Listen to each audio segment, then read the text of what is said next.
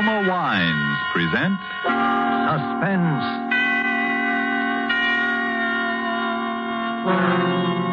Roma Wines, made in California for enjoyment throughout the world. Salud. Your health, senor. Roma Wines toast the world. The wine for your table is Roma Wine, made in California for enjoyment throughout the world. This is the Man in Black, here for the Roma Wine Company of Fresno, California, to introduce this weekly half hour of Suspense.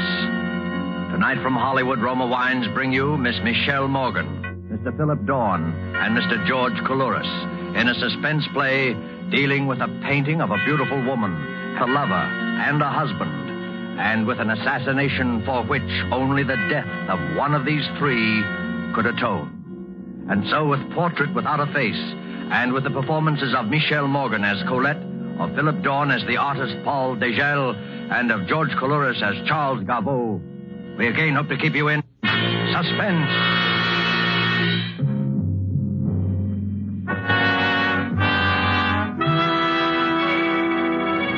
It was just twilight as she came out of the cathedral on Fifth Avenue and stood for a moment on the north steps. She looked across 51st Street at the discreet gray building with a discreet bronze sign saying Ferney Gallery of Modern Art. A richly dressed couple came out of the gallery, and the doorman called a taxi. Surely it was safe now. The crowds must be gone. She hurried across the street. Good evening. The gallery's still open for a few minutes, isn't it? Well, I'm sorry, miss. It's just closing up now. Oh, you can't be. I've come all the way from Boston, and Well, I'm sorry, miss. We're half an hour past closing now. We open again at 11 tomorrow. 11? But I can't possibly wait over. Do you think $5 would... No, miss. I could even go as high as 10. No, miss. I could even go as high as... No, miss. Oh, but there's a picture on exhibit that I must see. I'd stay only a moment. I must see it, really. It's called... I know, miss. It's called Portrait Without a Face. Half of New York was in to see it today, and the other half will be in tomorrow. And if you'll excuse me now... Wait a moment, please. Have you seen the picture? Me? What did I be doing looking at pictures? Waste of time. But I can tell you this. Sure got people talking. One of those critics was in here this morning, and you... Hey, hold on, miss. Maybe you can go in after all. You see that man coming down from Madison Avenue? That's Paul Degel, the artist who painted the picture. Now, maybe if you would ask him... Degel? Oh, no. No, thank you. I've changed my mind. I'll come back some other time. Taxi! Taxi! Some women like to drive you crazy.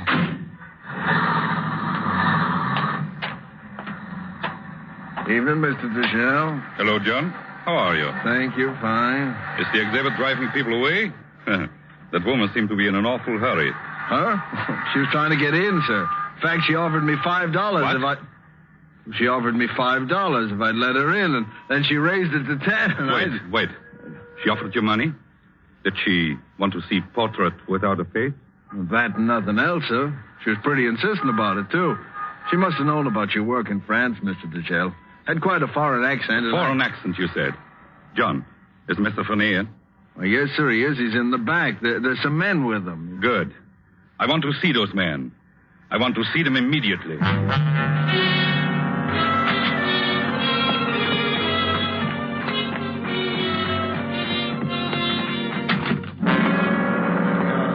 Gentlemen. Paul. Gentlemen, the woman we were looking for was here tonight. Really? Oh. Yes, I'm sure of it. I missed her only by a moment. With every brush stroke I made on this canvas, I knew I was bringing her into our hands. I knew she would have to see that portrait. She had to know how much I knew. I know, gentlemen, she will be back. Paul? Yes, Henry? Will you still have the courage to finish the job when the time comes? When the time comes, I'll kill with as little conscience as I would shoot down the Nazis who have taken France. That portrait is without a face, gentlemen, because I couldn't see her face. But she will return and supply that feature. Then we will know her for what she is. She will be back. I'll stake my life on it.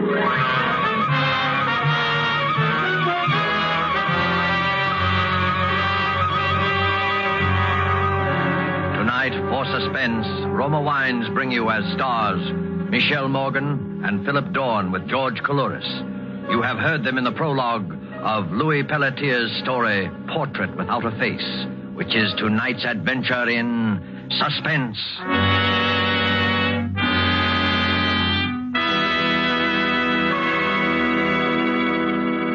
During this intermission of tonight's suspense drama presented by Roma Wines, let us picture a scene in the fashionable restaurant El Patio in Havana, Cuba. From the next table, we hear a Cuban judge of fine wines describe in glowing terms the wonderful climate and soil of our own California. When his American guest points out that his Cuban host has never been to the United States, the Cuban answers, "It is true, I've never visited your California, but from only such perfect wine country could come sherry of such superb quality as we have enjoyed. Roma, California sherry." Yes, by their example, wine connoisseurs of many other lands tell you that in Roma wines are all the great qualities that must be present in a wine for great enjoyment.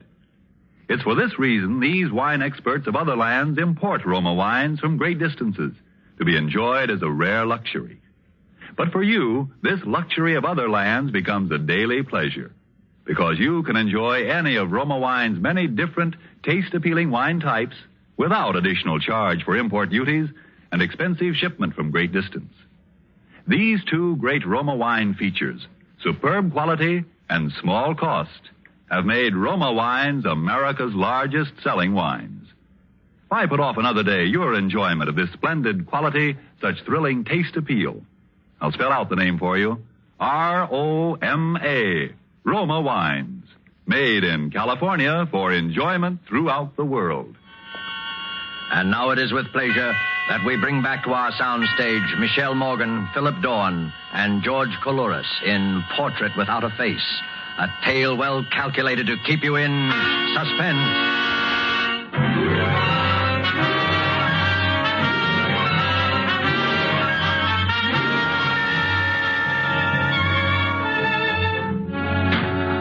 Where have you been, Colette? For a walk, Charles, along Fifth Avenue. I needed a breath of air. You're lying. You're at the Ferney Gallery. Then I'm lying. I was at the Ferney Gallery. You fool. I told you that they'd kill you once they're sure. Yes, you told me, Charles. I'm going to bed. Did you see the picture? I'm going to bed, Charles. Answer my question. No, I didn't see it. What, the gallery was closed? Yes? Ah, that's good. Good. Well, drink? No, thank you. You don't mind if I do? I haven't minded what you do since the second week of our marriage, Charles. Really? Oh, that distresses me. Oh, Colette, Yes? before you go to bed, there's something here I want you to read. What is it, Charles? This art magazine, my dear, that just came on the newsstands today, contains a charming series of reviews of the exhibit at the Ferney Gallery. René Lautrec, the French critic, has done a little piece on the picture that you're so anxious to see. He heads his review, The Murderess. Read it. Please, Read Charles. it. It'll satisfy your curiosity once and for all. Begin here. This portrait. This portrait without a face is no ordinary canvas. This is a portrait of a crime etched on the mind of a man who must have been there to see it happen. One cannot describe the portrait in words, only in action. This way. The artist is sitting in a darkened room, resting from the noise of a party upstairs in the big house. Yes, the reception for General Vauban, Paris, 1939. Go on. The artist is resting in the darkened room. Suddenly there are two shots. The sliding doors to the library open. Standing in the doorway is the silhouette of a woman in evening dress. Charles, Give it to me. The woman's back is towards the artist. He doesn't see her face. At the woman's feet is a hand outstretched. The hand of a dead man. Who is the man, Colette? Vauban. General Vauban's dead. All this happens in an instant. The picture is photographed on the brain of the artist. A woman in evening dress standing in a doorway, her back turned. That is, portrait without a face. Colette, it's time to move boldly. Paul Degel will have to be put out of the way now. He knows enough to be dangerous. I suppose it's somewhat of a pity to eliminate such a promising young artist. He might have gone places. However, tomorrow morning, you will telephone Paul Degel at his apartment. You will tell him you saw his name in the art magazine. You will ask him where he's been all these years. You will say that you must see him. Your voice, and it will tremble just a little, will convey a message he's been waiting to hear all these years. You love him. After all these years, you still love him.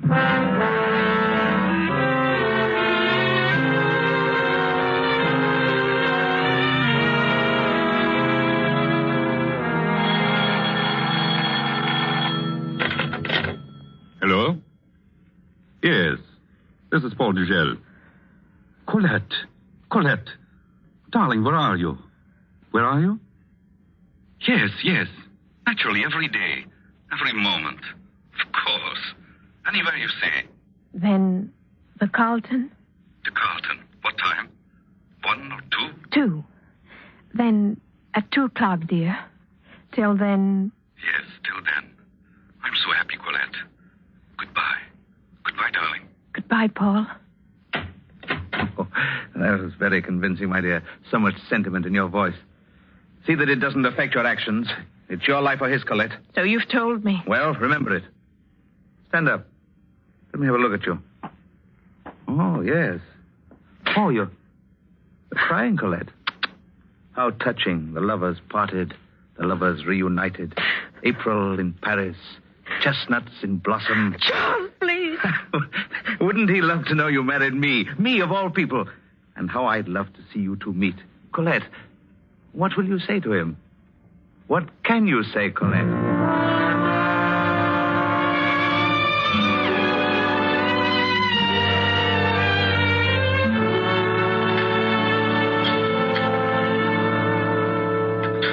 What can I say, Paul? Nothing for a moment. Just let me look at you.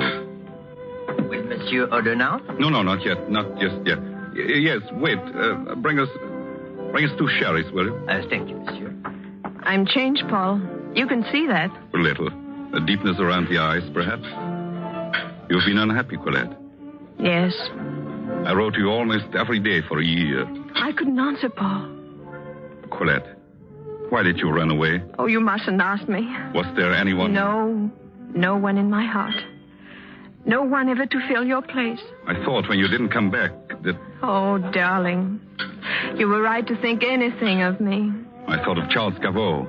I remembered how insane he was about you. Please, Paul, don't talk about Charles. I thought if she ever married Gavot, then... I'm sorry. There's so much I don't know about your life. 4 years. Oh, I knew everything about you. Yeah. Press notices. I wanted to be a success. For you, Colette. I followed everything you did. The prison camp, I remember that. When you escaped to this country, your first exhibit here. I have all the clippings. Oh, I was so happy for you, Paul. I was so glad they believed in you as I did. Yes, they have been good to me in this country. Very good to me. More than I deserve. No, not more. Only you're just you. I know. I've read the reviews of the exhibit at the Ferney Gallery. Yes, they seem to like that.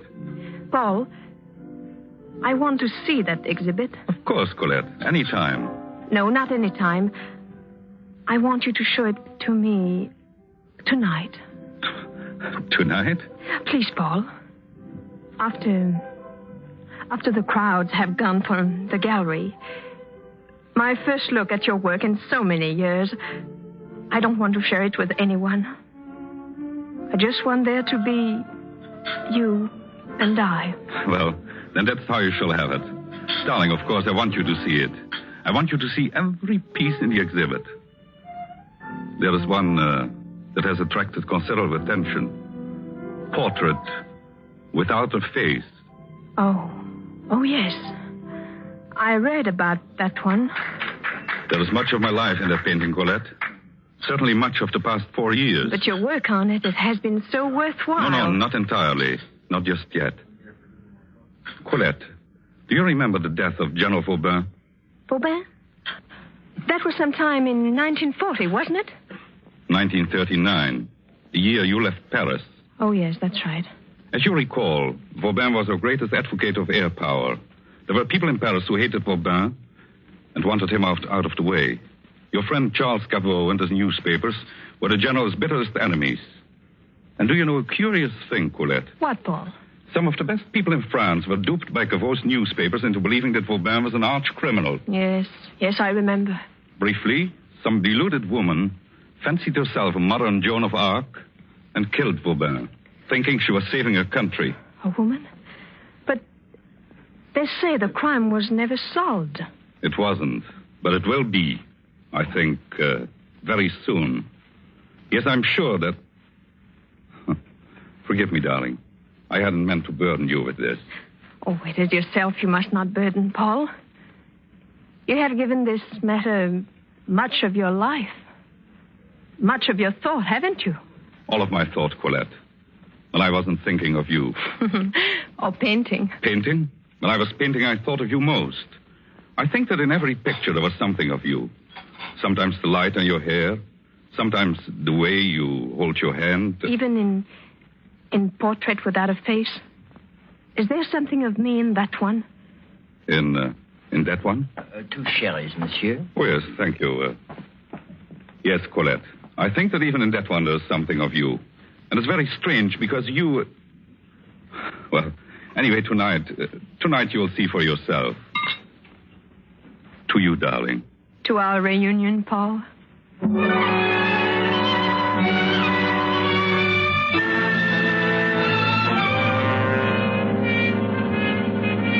To our reunion. That's what she said, gentlemen. To our reunion. And I wonder if it will... You are sure, Paul, that she does not suspect? Positive. She is utterly convinced that I am as blindly infatuated with her as ever. She is convinced that in my blindness I shall step out upon the stage she has set for me. We shall see who has set the stage. We shall see who portrays the victim. It will take courage, Paul. Perhaps. There are not many who have your kind of courage. No. There are not many who have my kind of hate, or who have waited so long to spend it. But have no fear, gentlemen. You will see that I do not fail. You will be with me tonight. All of you. With you? I do not understand. I should have said you will be present in the wings just off the stage. It's just 10 now. In less than an hour, my guests will arrive. Before long, you will come into this room to see the portrait. The room will be quite dark. You will be in the background. There will be no way to recognize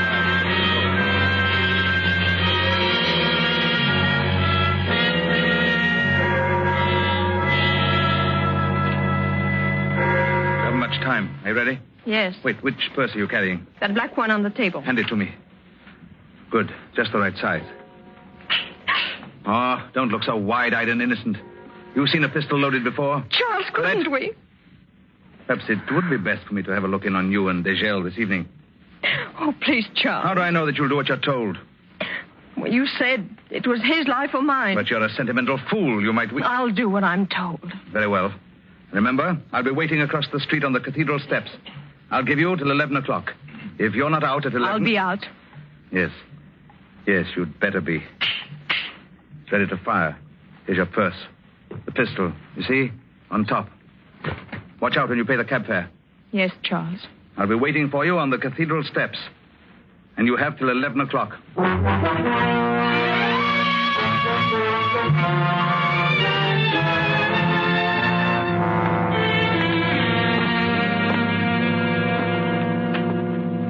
Do you remember this picture, Colette? Oh, Paul, of course. That was the summer we were at Nice. Lovely summer, wasn't it? Oh, so lovely. You see the fishing boat? L'Hirondelle? Remember her? Oh, too well. She made me seasick once. But it was a beautiful summer, Paul. Wonderful summer. Yes. Yes, it was. Well, that's all of the Paris pictures. Now I guess you would like to see the portrait. Yes. Now, I'd like to see it. It's in the next room. They have given it a room by itself. Oh. Take my hand, Colette. I've kept the lights out in there. I want you to sit on the bench, then I'll turn the lights on. And you will see the picture as I saw it. I mean, in my mind's eye. Yes, Paul.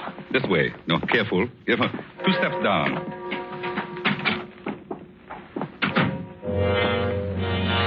You are trembling, Colette. I've always been afraid of the dark. Here's the bench. Sit here. No. Sit here. You're in front of the picture now. I'm going to turn on the light. Hurry, Paul. I don't like this. I just want to give you the full effect of it. Are you watching?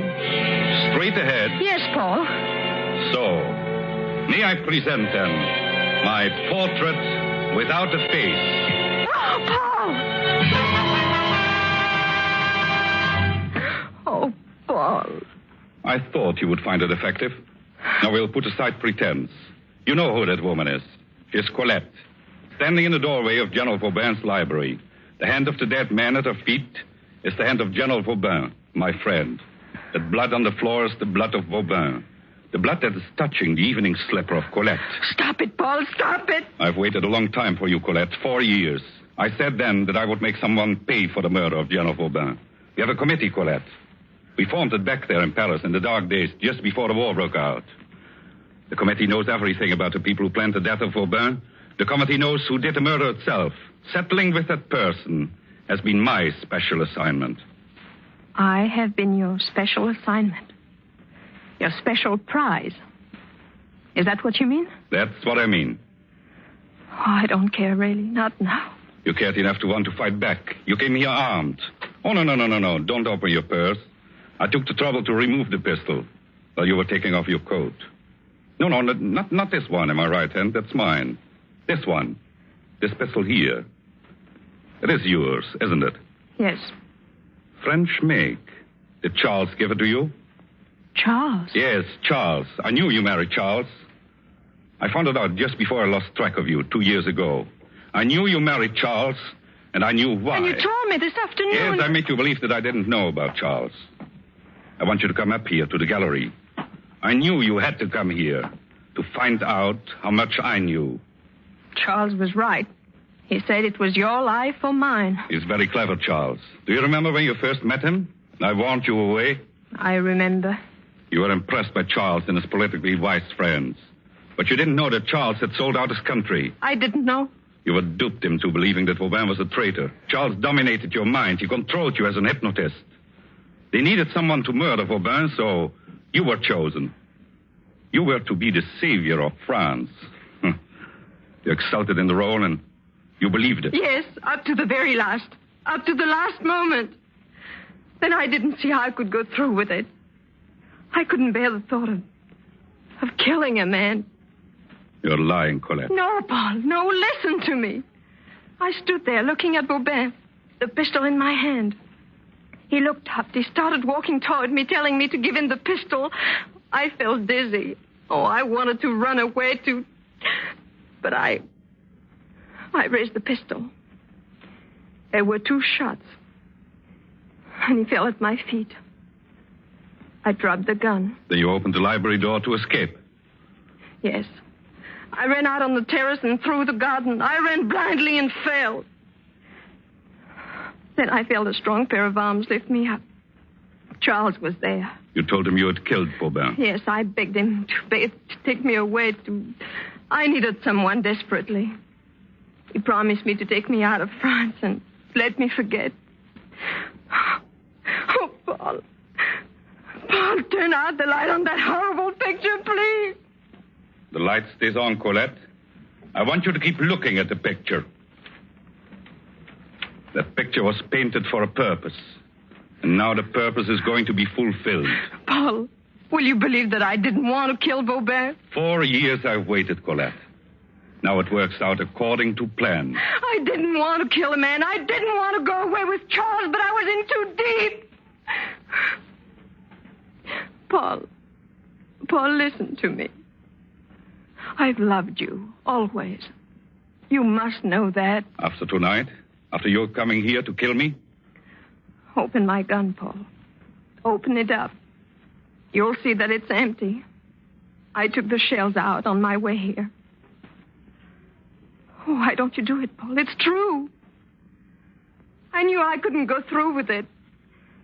Not this time. Not with you.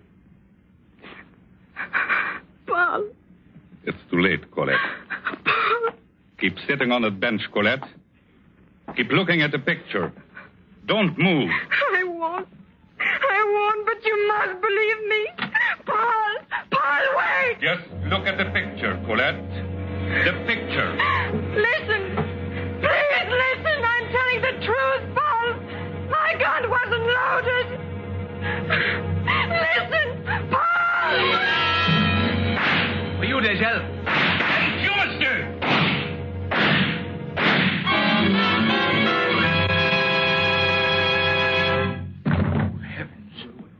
He's all right. Paul, are you all right? Oh. Yes. I'm all right, gentlemen. Gentlemen, may I present the late Monsieur Charles Cabot. 4 years. 4 years of painting and planning and waiting. Paul, take me out of here. Yes, darling. Colette, I'm sorry I had to do this to you. It was the only way to find him. I knew he was here to kill again. Both of us.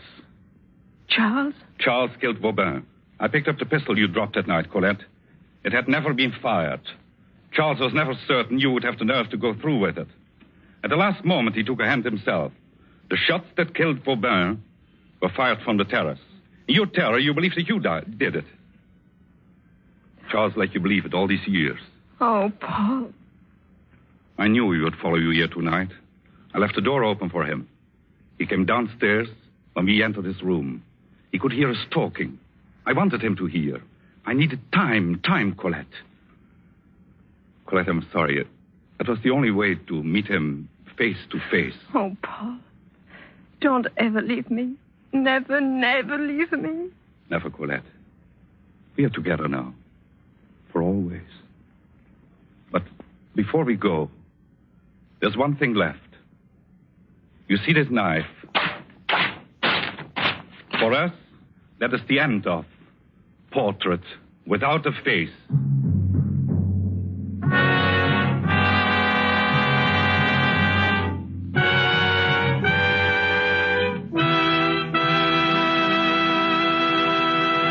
And so closes Portrait Without a Face, starring Michelle Morgan, Philip Dorn, and George Coulouris. Tonight's tale of suspense. Miss Morgan is currently being seen in Warner Brothers' Passage to Marseille. Mr. Dorn appeared through the courtesy of Metro-Goldwyn-Mayer, producers of Madame Curie. You know, if we could bring to this microphone a man typical of all Roma wine dealers, this is what he might tell you. I sell a lot of the good Roma wines. They are, you know, America's largest selling wines. My Roma wine customers, I've noticed, are sociable people who enjoy entertaining friends. Talking with me, they give a lot of credit for the success of their entertaining to the enjoyable Roma wines they serve. They're thrifty people, too, these buyers of Roma wines. What else could offer so much enjoyment for so little cost? Only pennies a glass by actual check. Now, that doesn't leave much for me to add, except this, perhaps. If you are not already one of the millions enjoying Roma wines regularly, make your own taste test of any of Roma wine's many different taste-delighting California wine types, such as the delicious, tangy Roma Sherry, or the hearty Roma Burgundy, or the sweeter, heavier Roma Port. And discover for yourself why Roma wines are winning international praise. Voiced in this phrase, Roma wines are truly magnificent. Let me repeat the name. R-O-M-A, Roma wines. Made in California for enjoyment throughout the world. Suspense is produced and directed by William Spear. Don't forget, then, next Thursday for Alan Ladd in Suspense. Presented by Roma Wines, R-O-M-A. Made in California for enjoyment throughout the world.